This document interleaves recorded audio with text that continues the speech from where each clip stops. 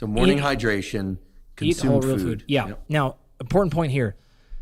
If you compare it to other foods, like actually meat is a very high percentage of fluid.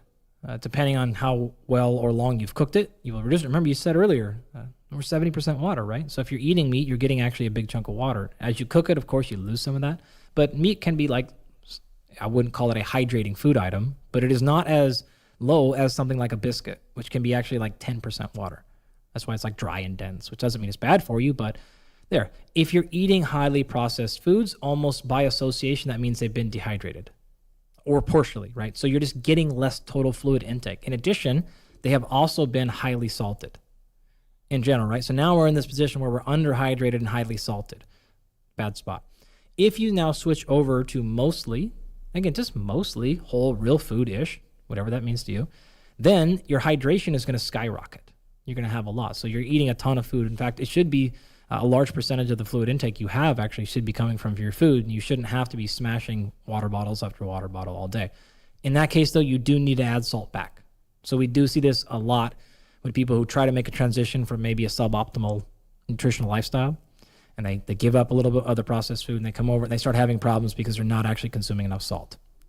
So add that back. Easy way to do that. You can use electrolytes, and we could talk about those numbers if you want. If you just salt your food that you're making, to taste, that's going to get most people in a pretty good spot. So start hydrated, consume hydrating foods.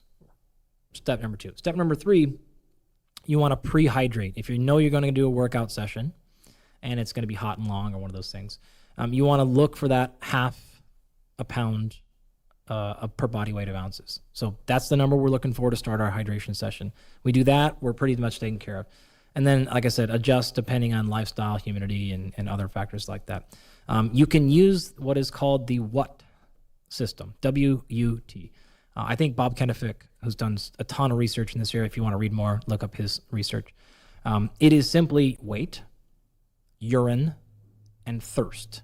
So in other words, check your body weight, look at your urine color, and gauge your thirst. And actually, you can use those three things, and those can significantly predict actual hydration status independent of actually measuring osmolality or anything like that. So those 3 metrics alone are a pretty good indicator of where you're at.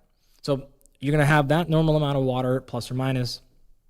If you miss that number for whatever reason, you get distracted, the number we typically tell people is like something like 400 to 500 milliliters of water in the hour preceding the training. All right? So that's like 13 to 20 ounces. So like you're going to go work out at 3 o'clock, it's 2 o'clock, and you realize, oh man, I have not drank much water today. You don't need to go smash tons and tons and tons. Just look for something like that, call it a bottle of water, if you will.